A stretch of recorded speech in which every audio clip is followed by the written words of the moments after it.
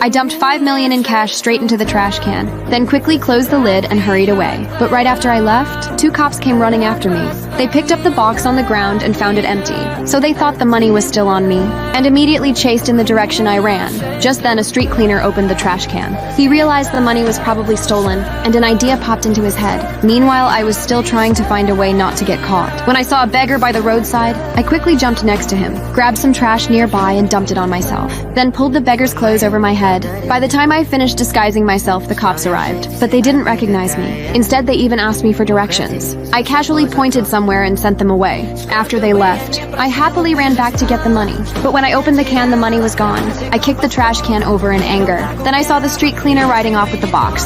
I grabbed a kid's bike and chased after him. Soon, Tony got home with the box. He had a seriously ill daughter, who needed a lot of money every day for medicine. Just then, there was a loud knock on the door. I pretended to be a downstairs neighbor, and said his place was leaking water. Tony rushed to the bathroom to check. I took the chance to search the room for the box. When Tony came out and saw me, he instantly realized what was going on. I told him I was just here to take back my box, because that money belonged to me. But when he refused, I grabbed his daughter's medicine to threaten him. Left with no choice, Tony handed the box over. I thought I finally got my money back, but when I opened it, it was empty again. You decided to play with me. Where's the money?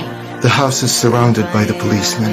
You betrayed me. If you leave the money, they will not incarcerate you. I warned you. No! Just then, 2 cops burst in. They arrested me on the spot. I tried to explain that Tony had stolen the money. The fact that I'm poor doesn't make me a thief. So why did you give the money to the police, Because we actually already had the money. What? But Tony had already told the police when he found it, and agreed to help them catch me.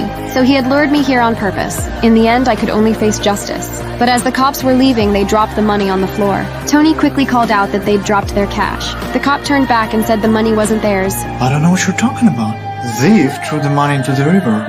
That is probably yours.